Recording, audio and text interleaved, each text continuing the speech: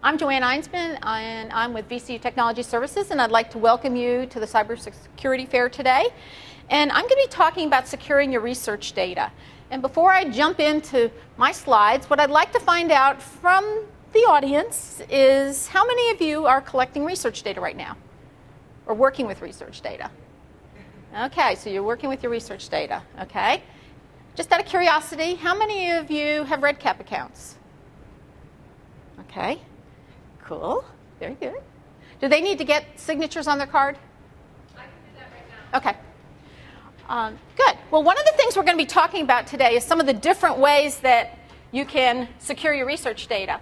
And I'm going to start out talking about something which probably seems very boring, which are the security standards that we have here at the university. Then I'm going to move on and talk about storage options and backup and why that's very, very, very important. We're going to talk about securing your environment, transferring your data, and then we're going to spend some time talking about the application security that's available within some of your different research applications. And I'll give you a few links for some useful resources. So that's where I'm going today. So I want to start out with some information that's on the Office of Research page. The Office of Research has a policy page for the university, and it's the university's policy that the PI, the principal investigator for a research study, is charged with the integrity, preservation, and the security of their research data. So ultimately, whenever you're involved in a research project, that falls back on the PI. That's not to say that the people participating in the study aren't also responsible, but ultimately it's the PI that is responsible for the data for their research study.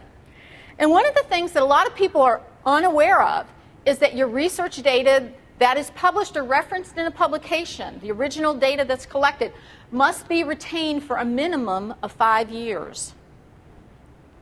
Okay, so that means you need to stop and think about, where am I going to put that and keep it for 5 years?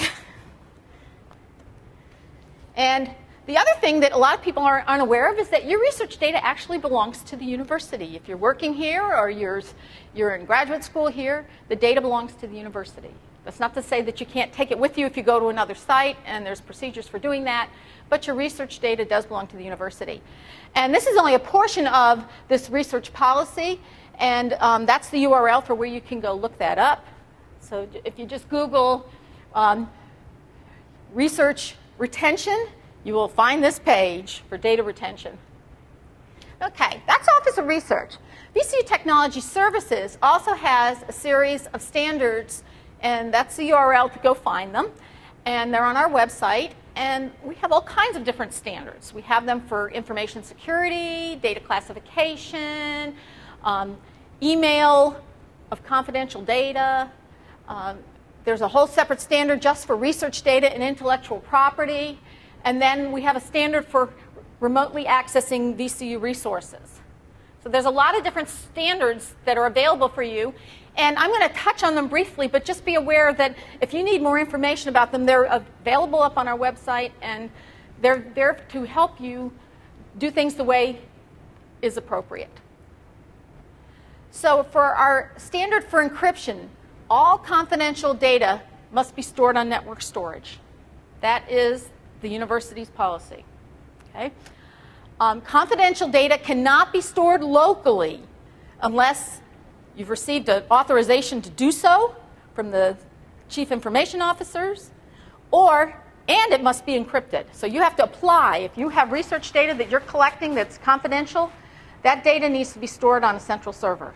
Exceptions can be granted for that, but you have to apply for that, and as part of that process, you have to convince them that you're storing it securely and safely and that it is encrypted. And there's a whole request form up on the website for doing that. We get very few requests for this. And I'm not going to ask people to raise their hands, but I strongly suspect that if we were to walk around some of the research buildings here on campus and ask people, where's your research data stored? It's on their laptops or their desktops, or it's on DVDs in their desk drawer, and that's not okay. So one of my goals today is to get you realizing that maybe you need to rethink how you've got your data stored. So when we store our research data, you want to store it someplace where it's backed up regularly, preferably nightly. And why would you care about that? Well, if something happens to the device that you're storing it on, i.e. it dies, hard disks break, there's a fire, you're going to lose your work if you don't have a backup. And the backup actually needs to be stored someplace separate from where your computer is. I had a friend who had very religiously backed up his computer. He worked in his home office. And he had a fire at his house. And he lost his computer. And he lost all his data on his backups because they burned up with his computer. So it didn't do him any good to have done all those backups because he didn't have the backup stored off-site. Now, the computer center, with their servers, they have a whole nightly procedure for backing up all the servers and storing that data in an off-site secured location. So that is one of the reasons why you want to store your data on a central server. Now, some departments have their own file servers, and I would suggest that if you have questions about storing your research data, I would suggest that you talk to the IT support person for your department and ask them what storage options are available to you. Now, VCU Technology Services also provides several options for you, and we're going to go into more details about these as I talk today, but we have central databases that are stored on secured central servers, both for MySQL and SQL Server. If you work on the Unix platform, we have a Unix server called Kodi, which has been authorized to store sensitive data. So that is available. Accounts are available on that. We have RedCap, which is a relatively new process that allows web access for both survey and research data. And coming soon, we're setting up an Active Directory storage area for sensitive data. We've got a grant from HETEF for storing research data, and we're using the money to set up this Active Directory storage area. And for right now, we're limiting that to 50 gigabytes per account, with the idea that instead of giving all the storage to one group, we want to share this with many of the different groups around the university. If there is a need for larger amounts of data than that, come and talk to us and we'll see what we can work out. If you have very large file storage needs, then you're going to need to work with the University Computer Center to work out some details for how you can afford, and we can afford, to make that storage happen for you. Because backed up storage is expensive. Because not only does it have to be backed up, it's secured at the computer center. And they have many, many layers of security there. And one of the things about security is think about it like an onion. Okay? When you peel an onion, you peel off the outer layer with the flaky skin and you get to the next layer and you can peel it off. And you can keep going a layer down and a layer down. And with security, what we want to do is have many layers around the very inner core where your data is stored. And that is what we try to do. Any one layer, anybody can come up with a workaround to penetrate it. If any of you were here for the first presentation this morning, they basically said, nothing is completely secure. It isn't. There's always going to be some way to work around it. And they were saying that between 60 and 80% of the security violations occur from within, by people who have access to the data and accounts to be accessing the data. So one of the things you have to look at when you're looking at your staff is realize that that is probably the biggest place something like that can happen. So when you're looking at options for storing your research data, you have lots of them. The next thing I want to talk about is laptop encryption. Does anybody here have an encryption process for their laptop? Bravo. You have Credent. Okay. Well, the university is in the process of rolling out Credent, which is an encryption package for laptops, for university-owned workstations. We bought the licenses for that. And several of the departments are participating in the pilot at this point. My department is. Actually, this laptop is encrypted with Credent. And we're looking for volunteers. If anybody else is interested in participating in that before it's rolled out in their actual department, get in touch with us. We'll be very glad to help you put Credent on your laptop. If you're concerned about the security of what's going on your laptop, we want to make sure that that data is protected. It's just going to take us a little while to get this rolled out to all the different departments. But the official rollout is scheduled for January of next year. Any questions about Credent? Now, I'm just curious, you've had Credent on your PC for how long?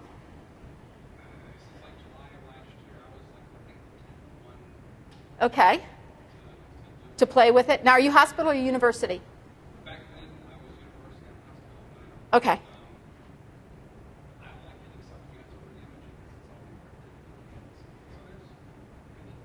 There is. But at least it's a way that if your laptop gets stolen, people aren't going to be able to access the data on your workstation, which is the whole point. We really want to protect any data that you have. Couple alternate solutions. If you notice the thing, it says it's for university-owned laptops. I don't know about you, but probably a number of us in this room have personally owned laptops or desktops at home. How do you encrypt those if you have data on there that you feel like should be encrypted? There are several open source options for encrypting either individual files or a whole disk. The only thing you want to be careful of when you're doing something like this is if you forget your password, you're sunk. You're going to end up reformatting the disk and starting over, and you'll lose all your data. So please, please, please make sure that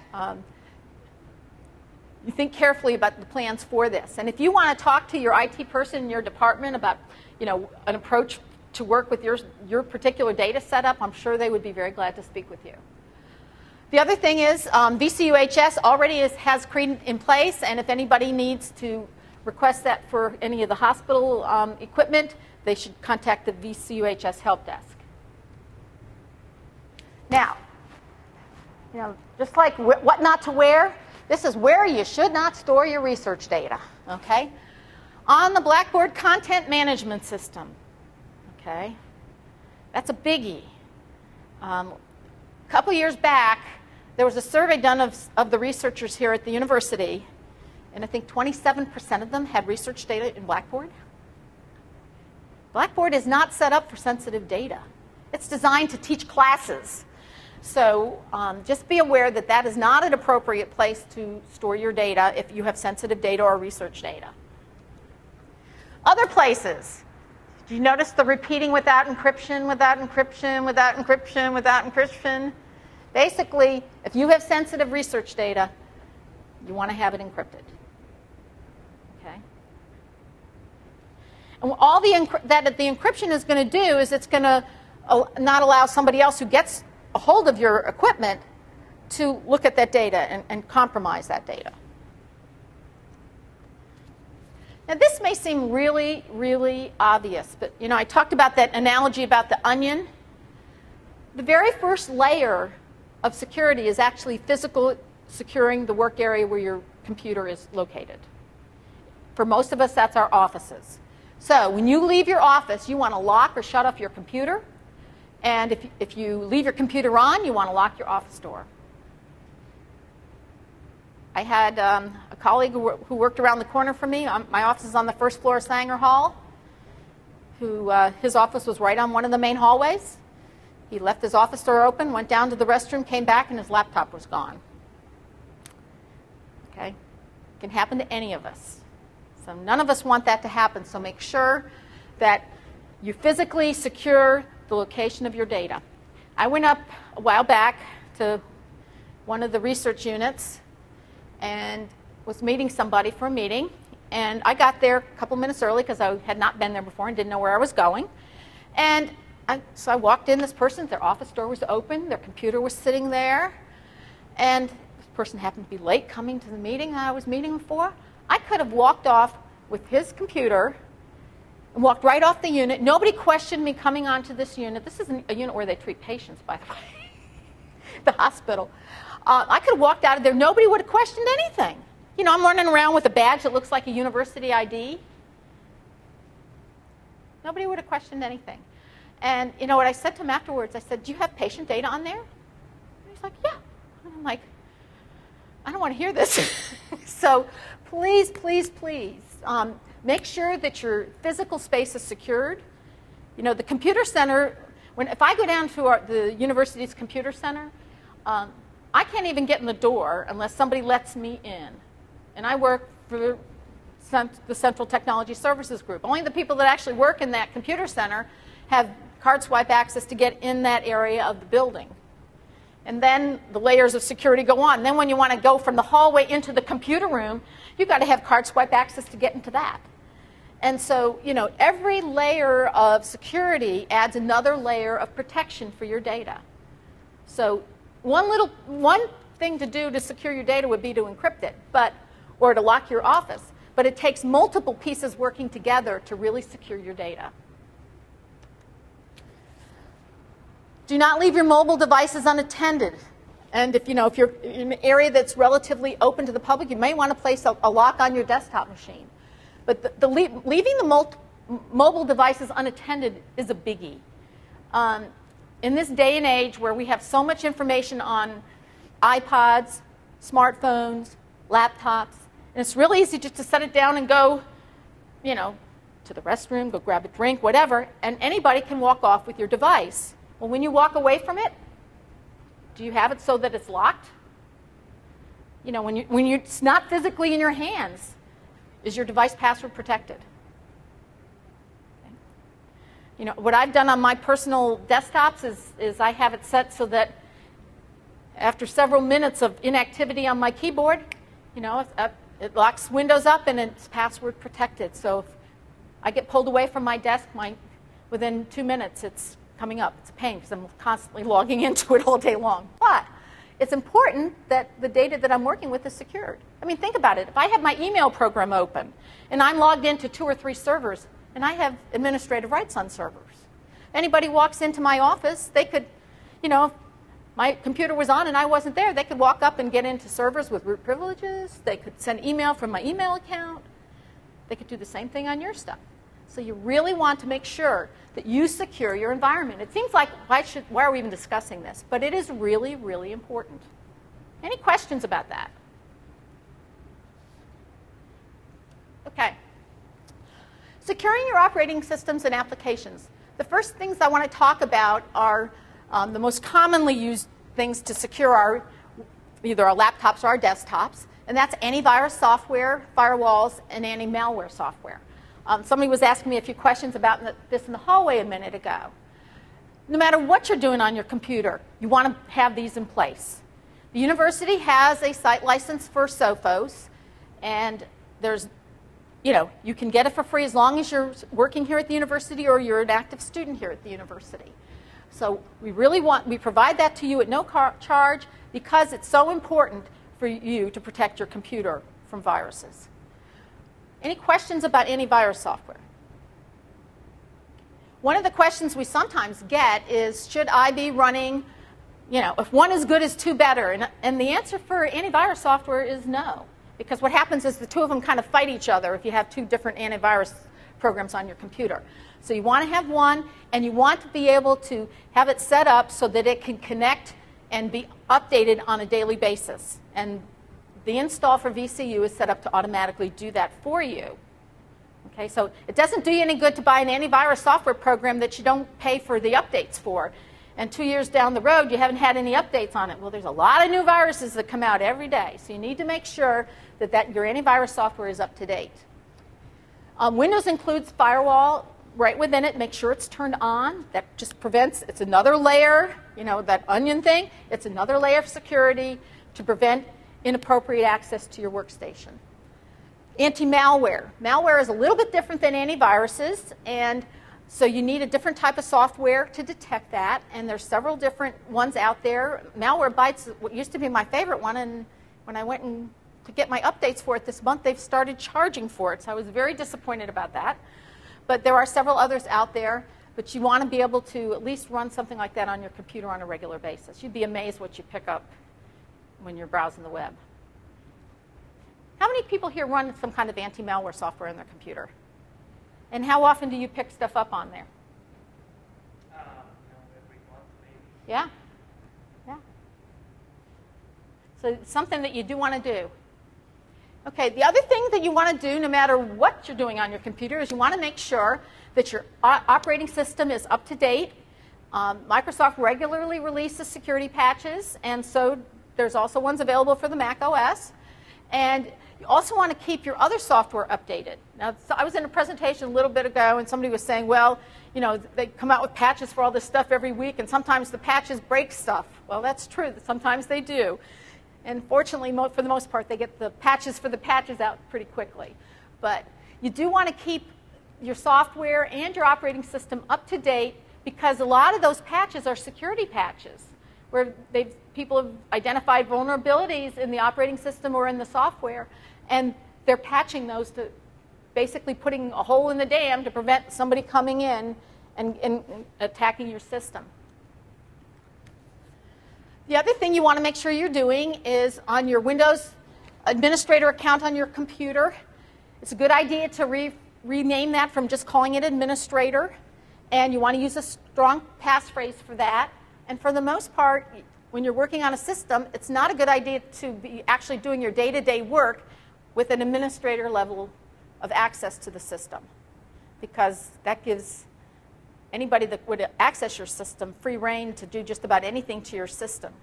Whereas if you use administrator account for installing software and updating your software, and then on your day-to-day work, you want to log in with an account that doesn't have permission to make those kinds of changes to your system.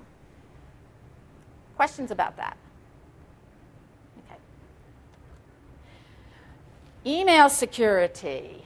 The university has a policy, and this is the link for it, for the transmission of confidential data. The bottom line is it has to be encrypted. And as part of Lotus Notes, you do have the option of encrypting your data. Okay? And if you don't know how to do that, if you go up on the, click on email on the very top of the VCU homepage, takes you into a page where there's links for information on email, and one of those links is FAQs, and it will tell you how to set it up for encrypted mail. When you're sending a message with confidential data, you're not supposed to download that to your local workstation. Now, if you're using, like I use IMAP email, and so if somebody sends me email that has confidential data in it, that stores that message on my local computer, and it's not stored encrypted. So, you know, if you need to stop and think about it. If you're working with confidential data, you need to think about how you're using your mail. So that's one of the reasons why, as much as everybody complains about Lotus Notes, that, you know, if you are working with encrypted data, that is stored up on the server and just displayed on your workstation. So the other thing you need to be aware of is that if you're transmitting confidential data, you have to comply with the university standards for strong passwords, and the password must be protected. In other words, you can't write it on a Post-it pad and stick it on your computer monitor. That never happens, right? Any questions? Okay. For our passwords, in most computer systems do not allow you to go without a password, but there are some that do. You are required to by university policy, to use passwords for all of your accounts, where that is an option that is available. And you want to use long and complex and meaningful passphrases for any accounts on your computer. So examples of bad passwords would be, you know, typing in a date, like your birth date, your name with a 1 or a 2 or a number after it, or the word password. Somebody earlier had a list of the 10 most common passwords that are so easily hacked, and password was one of them. So it's unfortunate. What would be a better password? You want to mix letters, numbers, special characters, and you go, well, how the heck am I going to remember some of that kind of stuff? One of the things that somebody taught me a nice trick a few years back was to pick a sentence that you remember and use the first letter of each word in that sentence. And, you know, maybe stick a special character in the middle of it someplace and use a capital letter 1 or 2 places in there. And that really makes a nice scrambled up password that's going to be pretty hard to crack. EID password rules are listed on our website, and you are required to change your EID password. I believe it's once a year at this point.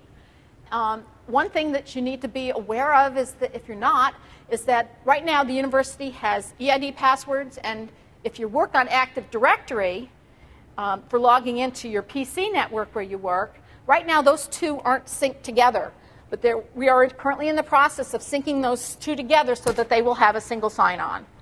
So that is actively in the works at this point. Because one of the biggest complaints we hear from people about passwords is, I must have a dozen passwords and I can't remember them, so I write them down and I stick them on a Post-it pad and put it on my computer. Please don't do that. Okay. The university also has a password standard. It's listed here for the URL. Any questions about passwords?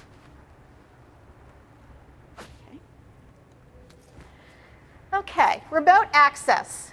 The university also has a policy for remote access, and basically if you're accessing any confidential data here at the university remotely, then you must have that data encrypted. And the way that we recommend that you do that is by using the university's web VPN product.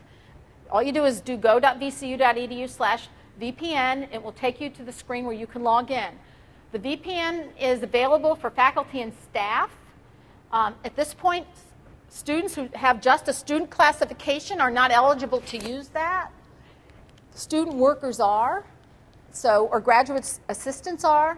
So if you are working with someone that needs access to sensitive data off campus, they need to get put into a category that permits them to access sensitive data. There's several.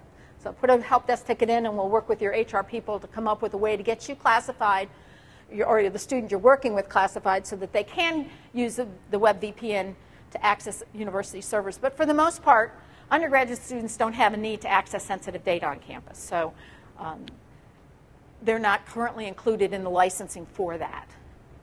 The hospital also has a different VPN client for accessing hospital information, and the number there is if you need to get access to that. Now, the whole physical securing your environment, I'm going to give you that lecture all over again. If you're using a VPN from off campus, make sure that wherever you're using that computer or that laptop is physically secured. Because basically, you have a secure tunnel from that workstation to the university server you're talking to. Okay? But if your children's friends are coming through and playing on your computer and you're logged into the university server, they might inobtrusively do something that they shouldn't do. But you have to realize if you're taking that laptop to an airport and you're connected remotely to the university servers, you need to make sure that that stays in your hands and that no one else can have access to that device, because you're giving them direct access to our confidential information. So the responsibility for securing your workspace and working in a secure manner falls on your shoulders. Okay. In the event that either equipment and or data is lost, what should you do? The very first thing you want to do is call the VCU police. Even if you're not sure it's really lost, call them, because minutes count in cases like this. Okay? They really, truly do. And in the event that it's Category 1 data, which is sensitive data, HIPAA data, FERPA data, anything that would be classified as sensitive, if there's a suspicion that it was improperly accessed or lost or stolen, then you want to report that immediately to the security office. And Dan Hahn is the university's security officer.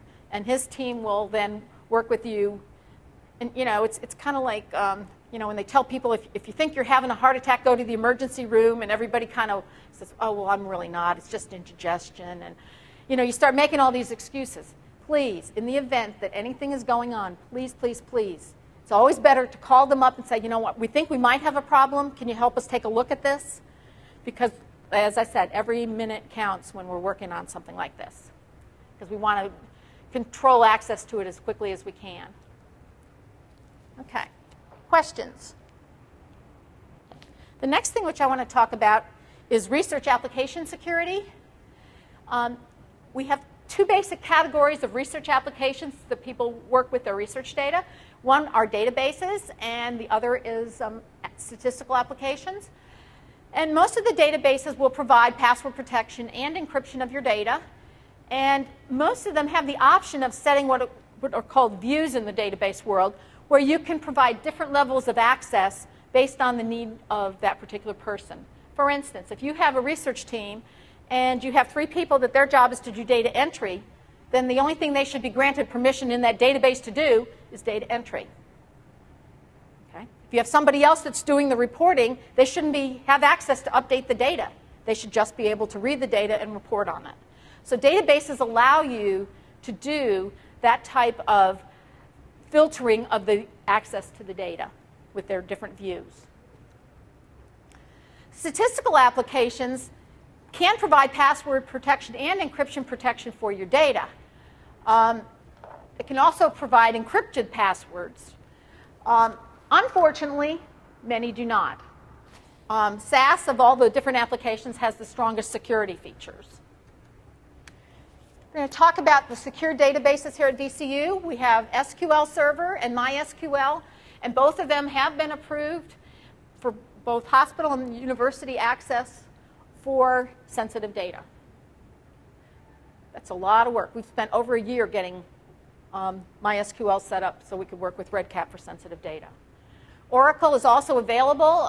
That has not been, it's secured, but it hasn't been approved and all the testing done to put sensitive data on it. If anyone has a need to do that, if they have such a large database that can't go into SQL Server, the Computer Center said they'd be willing to work with you on that. One of the big advantages of having your data in a secure database is it's backed up nightly. There is no charge to you to put your data there. Okay.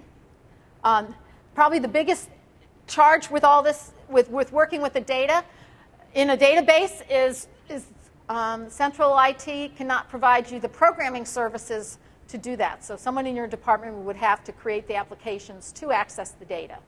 But we do provide the secure storage and the backup for you at no charge. Okay?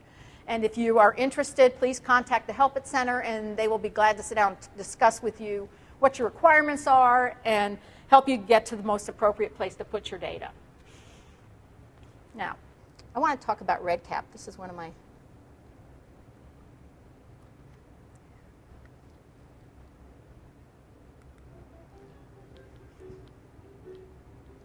Did we turn this down?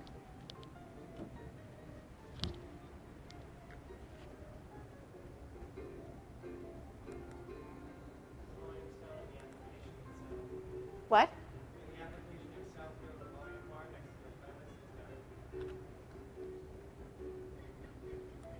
Yeah, it's all the way up. Right next to where you hit files.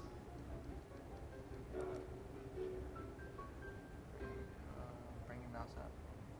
Oh, that's it. Okay. Okay. Thank you. It was loud before. Does it reset it every time?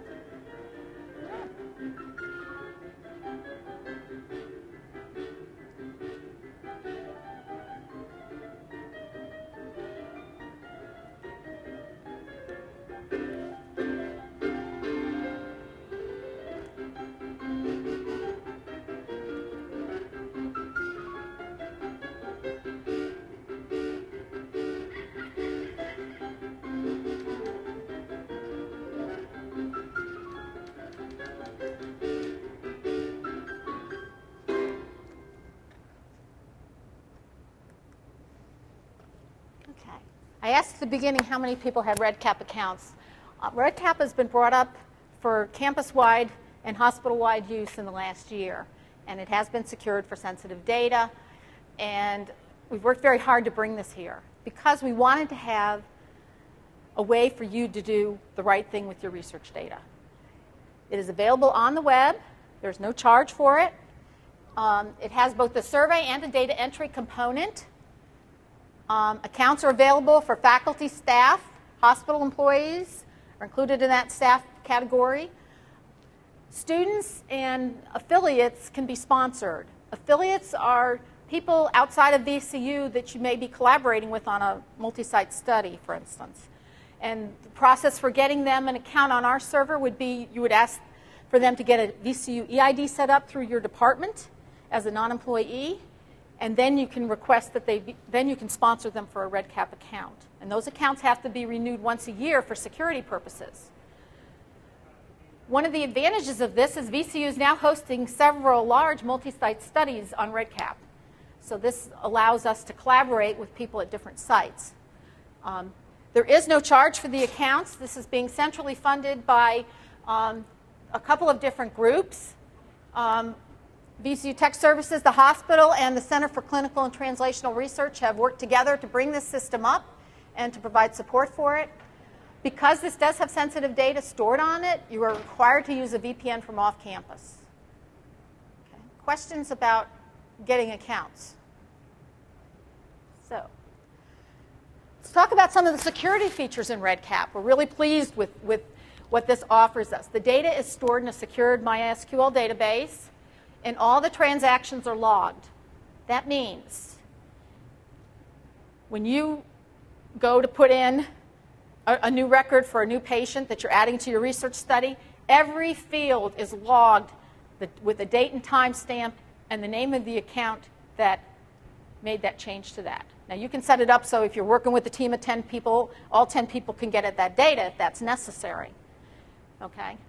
This is also backed up nightly. And as I mentioned, VPN is required from off-campus. Now, if you're working with a project, this is actually a database. So just like the databases for MySQL or SQL Server or Oracle, you can grant multiple levels of access depending on what that person should do. So the PI for the project determines who gets at the data and what they can do with it. So maybe one person is set up to design the forms for entering the data. Somebody else can write data, add data to the project. Somebody else can only read it. Somebody else can export it, and you know, you can also grant rights for exporting the data out to, say, SAS or SPSS. And so there's lots of different levels of access within REDCap. They've also got features for record locking and e-signature. So once you've finished off with a record and you've determined that that's complete and the data's been verified, you can lock that record and put an e-signature on there.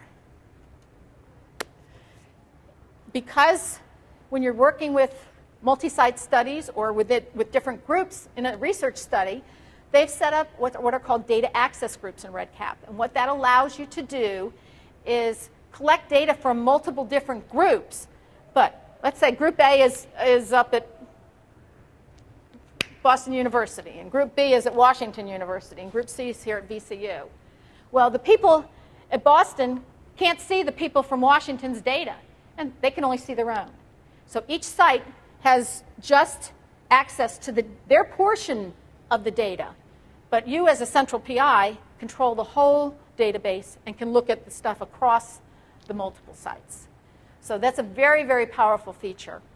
Another thing that I really like about REDCap is when you set up which data items which you're collecting, we call those variables, they can be marked as sensitive data. You know, things like social security number, date of birth, address, name, all those little HIPAA variables that we need to track. You can mark those as sensitive data. Then when you go to export that data to one of your stat packages, you have the option of saying, I don't want any sensitive data exported. And it will not export those variables that are marked sensitive. So it's a nice protection for you and for the data that you're working with. And I didn't put it on here, but they have a very nice export feature in here for exporting the data as a PDF, Excel spreadsheets. Those are common ways of getting data out. But they have exports formats for SAS, SPSS, and Stata also. And they actually write the code for you to import that data into your stat package, so you don't even have to write that. They give it to you. Okay. Any questions about REDCap before I go on to talking about Office a little bit? Okay. Office, I'm going to talk about 2007 and 2010. You can encrypt data in Office 2007. Those are the steps to do that. And Access 2007 has a different process because it's a database. It always has its own unique way of doing things. But it is possible to encrypt your documents within Office 2007. Office 2010 also has that feature, and it's just a slightly different way of doing it. You actually have it right on the File menu. You'll notice there's a section there that says Protect, and you can encrypt the password and decrypt and encrypt it for your use. So you do have those protections within Office. Now, one of the other things I mentioned a little bit ago was that there was this research study that was done a couple years ago of all the researchers, or the researchers who responded at the university here, and the majority of them were storing their research data in Excel. Excel is not a database. Okay, that is not a good place to store your research data. So if you have your research data in Excel, come make an appointment, talk to us, and we'll help you get set up to put it in a safer place. Okay? Anyway, let's talk about SAS a little bit. SAS has a lot of protections. It's the strongest of all the stat packages in terms of its protections that it provides you. There are several levels of password protection for general read, write, and alter for your SAS tables where your data is. But the passwords are at 8-character max. I don't know when they're going to change that, but they haven't changed the SAS file format in a while, so I think that's what that's tied to. For database connections, we are licensed here at VCU for SAS access to connect to databases such as MySQL, SQL Server, Oracle. We used to have DB2, but we don't have that anymore. But SAS access products do connect to the databases, and it does support encrypted passwords to do that connection. So you can do a secure connection to your database with an encrypted password to connect. If you want to store your data in SAS, in your database, and then use SAS to analyze that data, you can do that in a very secure fashion. Okay? And VCU, it does have the licensing to do that. SAS does have several encryption options. There's SAS proprietary, which has been around for years, which was one that SAS came up with, and it has a medium level of security to it. And SAS Secure, which VCU is also licensed for both admin use and teaching and research use, has a number of algorithms. And in SAS 9.3, which came out this summer, the FIPS 140-2 encryption algorithm is now supported. So that's a new, even higher level than the triple DES. And so we have that available on both the Windows and Unix platforms, and that provides a very high level of security for you. And SAS also supports SSL and SSH. Any questions about security in SAS? One other thing is there's a product called SAS Connect, which is really cool because it allows you to connect from your workstation to a server and remotely submit jobs to run and see the results back on your PC. It's a very, very nice little tool. So it's used to transfer the data between the computers, and you can use script files to remotely submit it. Well, you're allowed to encrypt those data transfers and use encoded passwords for the rsubmit to remotely submit and even to sign on to the remote computer. So all that is encrypted and a secured way to work. What about JUMP? Any JUMP users here? Couple. Okay. JUMP script files can be encrypted, and there's a password protection for issuing a run statement. JUMP tables, encryption's not supported, and there is no password protection for them. JUMP can read SAS tables, but it doesn't support password encryption to go and read them. And for database connections, it doesn't support password encryption.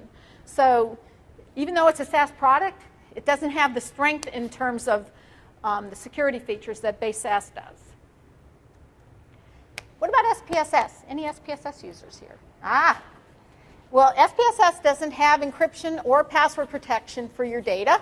For database connections, it does have password encryption for connecting and saving to the databases. So it has some. So again, the safest, smartest place to work would be to put your data in a database and connect to it from SPSS. Or you could use separate file encryption software, disk encryption software where that data is stored. What about Prism and Stata? Stata is becoming more and more popular here on campus. Prism is used by maybe about 100 people. But neither package supports encryption or password protection. And for database connections, there's no encryption available, or passwords are not encrypted either. What about SigmaPlot? It has password protection, but encryption's not supported, so you're going to have to use a separate file encryption program. Interestingly enough, it does have an audit trail for the data that you enter in there that you can turn on. That's an option that you can turn on. But again, it doesn't have password encryption. So the theme here is if you need to work with sensitive data with a stat app, you probably ought to be working with SAS. Okay, that's the bottom line. Okay, what about the Aptico server? The Aptico server has a variety of different research applications on it, and they're available for you to use. And you can access it from both off and on campus, and data on there is backed up nightly. However, it is not HIPAA compliant. It wasn't designed to be. And so just be aware of that. So if you need to use some of the applications that are on the Aptico server with your research data, make sure you de-identify it first, and then you can work with it on that server.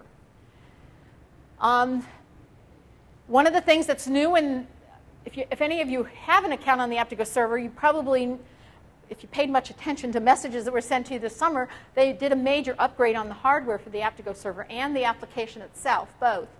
And we can now save data on mapped drives on central servers, whereas previously the Aptego server couldn't access those. And you can also save data on encrypted flash drives. Before, it would not support a flash drive to save data. So they have it that runs on Citrix, and they've expanded the Citrix functionality, which provides us a safer way to store data.